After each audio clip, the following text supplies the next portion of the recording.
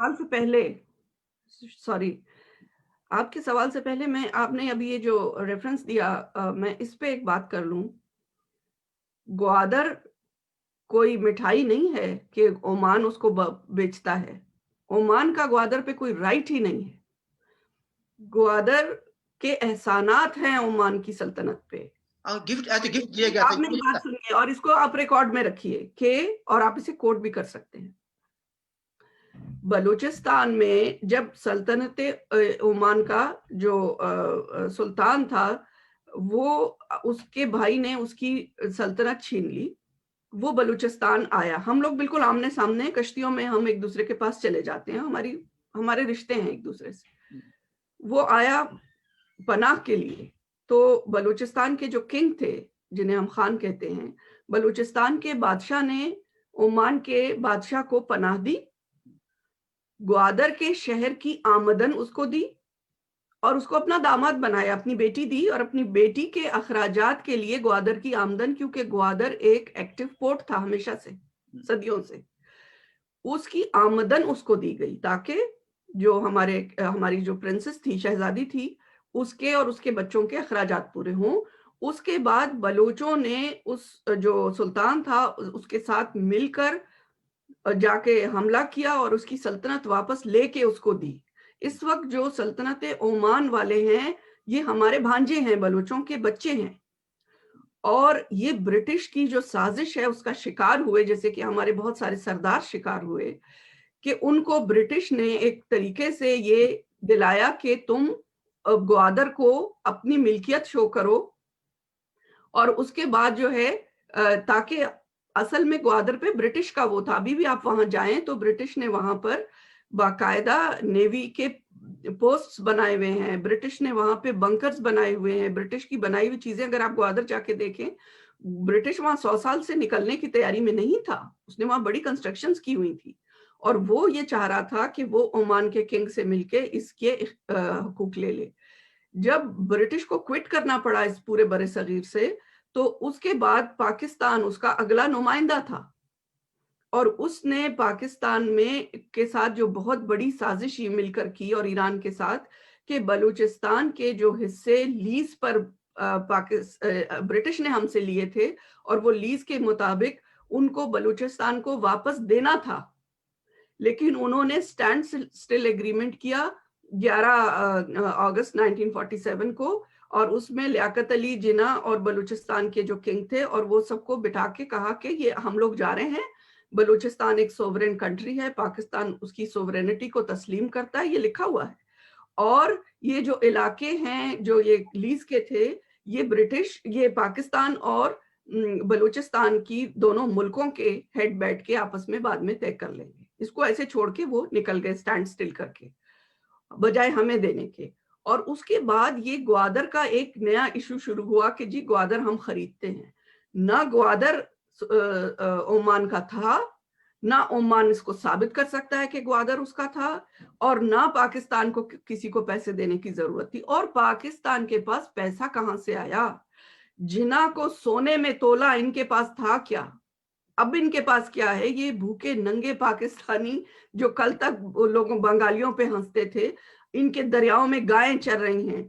ये गंदुम लेने के लिए बलूचिस्तान आते हैं। जैसी हमारी गंदुम तैयार होती है, एनएलसी के जो है वो आ जाते हैं काफ़िले गंदुम लेने के लिए। इनके पास तो खाने को कुछ नहीं है। गंदुम भी हमारी खाते हैं, गैस भी बलूचिस्तान से जाती है जिस पे ये पकाते हैं। ये सिवाय कर्ज़ों के और दुनिया में अपने जो इनके एसेट्स हैं ये जो मज़हबी जो एक्सट्रीमिस्ट हैं, जो ये दरिंदे जो इन्होंने पाले हुए हैं, इसके अलावा इनके पास कुछ नहीं है बेचने के लिए। ये किराए के कातिल हैं और बलूचिस्तान की ज़मीन के किसी हिस्से पे कोई अगर ये दावा करता है कि कोई मुझे बेच रहा था और मैंने नहीं खरीदा, मैं बिल्कुल ये जो इंडियन ऑथर्स हैं, हम इनकी भी मुकम्मल मज़म्मत करते हैं। अगर बलूचिस्तान की सरज़मीन पर किसी की भी आँख है मैली, वो कोई भी हो, हम उसकी आँखें निकालेंगे। ये देखिए जो ग्वादर ना ओमान का था, मेरे ना ये आपने पाकिस्तान पूरी को वज़ाहत खरीदने की ज़रूरत थी। ये सारा एक फ्रॉड है। आपने एक वज़ाहत कर दी, लेकिन आपने भी बात वही कही है कि ये जो है ना इलाका जो ग्वादर का ये गिफ्ट किया गया था। नहीं, लफ्ज़ गिफ्ट बिल्कुल नहीं किया गया था। बलोच अपनी ज़मीन किसी को गिफ्ट नहीं करता, सॉरी। अपनी बेटी को नहीं दिया उसने? नहीं, नहीं, नहीं, हाँ, उसने ग्वादर अपनी बेटी को नहीं दिया जब तक उनकी बेटी और उनके दामाद ग्वादर में रह रहे थे, उनके नवासे ग्वादर में रह रहे थे, ग्वादर पोर्ट की इनकम उनको दी गई थी। जब वो यहाँ से चले गए, मसला खत्म। तो फिर जब चले गए तो फिर वो बलूचिस्तान के कंट्रोल में क्यों नहीं आया फिर वापस वो इलाका? वो बलूचिस्तान के ही कंट्रोल में था।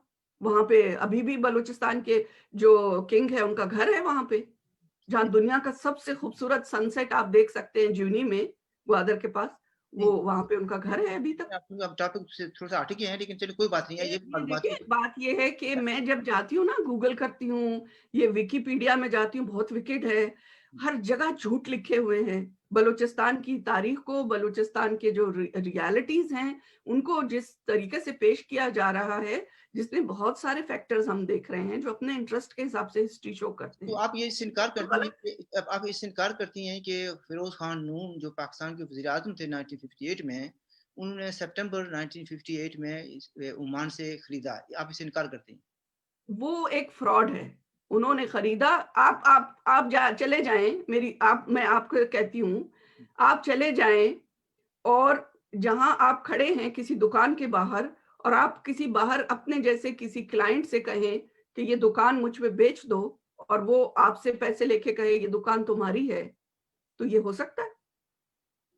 नहीं, इसमें ये एक अंग्रेज का फ्रॉड है जिसको पाकिस्तान ने और ओमान के ये सुल्तान ने 1958 मिलकर में तो किया है। बेचना क्या था? देखिए, ये आप मैं इस बात को मान लेता हूँ कि ये जो ब्रिटिश जाते हुए पाकिस्तान को अपना एक लिहाज से इन्वर्टेड कॉमा नुमाइंदा बना गए।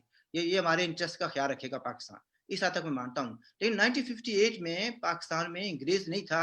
अंग्रेज के ये कह सकते हैं कि हमदर्द हो सकते हैं उनके, या उनके जो सिविल सर्विस थी ब्रिटिश की, उनके वहाँ लोग थे। लेकिन हमदर्द ये किसी के नहीं है, ये उनके नौकर थे। चलिए नौकर कह लें, ठीक है, आप बुरा करना चाहती हैं तो मतलब ये कहने का है कि पाकिस्तान के उस वक्त के जो वजीर आजम थे, उन्होंने एक माहिदा किया ओमान के साथ, और जिसके उसमें उसके माहिदे के नतीजे में जो है ना ग्वादर इस मुआहदे की पाकिस्तान को कोई आता है। हैसियत नहीं है। ये हम इस मुआहदे को एक फ्रॉड के अलावा कुछ नहीं समझते।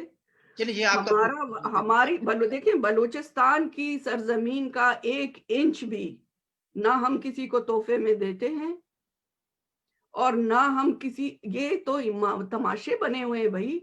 भुट्टो ने बलूचिस्तान का एक बहुत बड़ा हिस्सा शाह को तोहफे में दे दिया। कश्मीर का एक टुकड़ा इन्होंने चीन को तोहफे में दे दिया। आपको कैसा लगता है?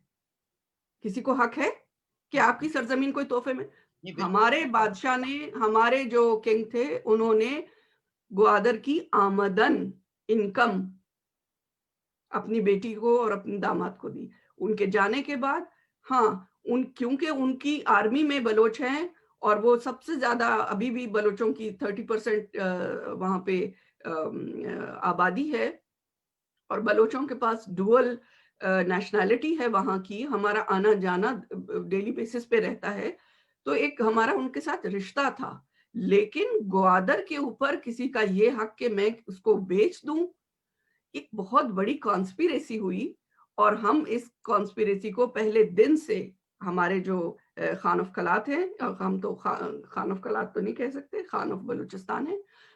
ये भी एक बहुत बड़ा फ्रॉड था कि बलूचिस्तान के किंग को खान ऑफ कलात का टाइटल देना ब्रिटिश ने शुरू किया ताकि उन्हें कलात तक महदूद करें।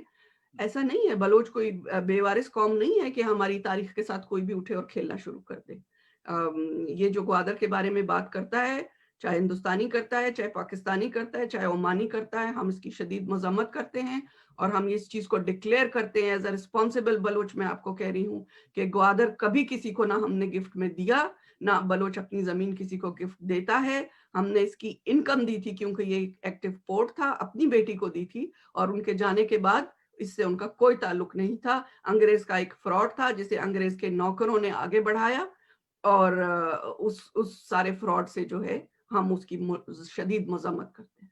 देखिए, ये तो आपने कह दिया, चलें ये आपका, that's your view of the history of Gwadar, ठीक है जी। हिस्ट्री मौजूद है, उस वक़्त भी हमने इसकी तरदीद ठीक की थी। ठीक मैं उस वक़्त के जो हमारे बड़े थे उन्होंने कहा था कि ये मैं गलत है। ऐसे ही करूँगा ना, कि क्योंकि आप बलोच हैं, बलूचिस्तान के बारे में आपका इल्म मुझसे ज़्यादा होगा। मैं इसमें कोई बहस नहीं करूँगा, ठीक है जी। लेकिन मेरी भी स्टडी है, मैं पढ़ता रहता हूँ चीज़ों को। वैसे मैं पिछले साल गया था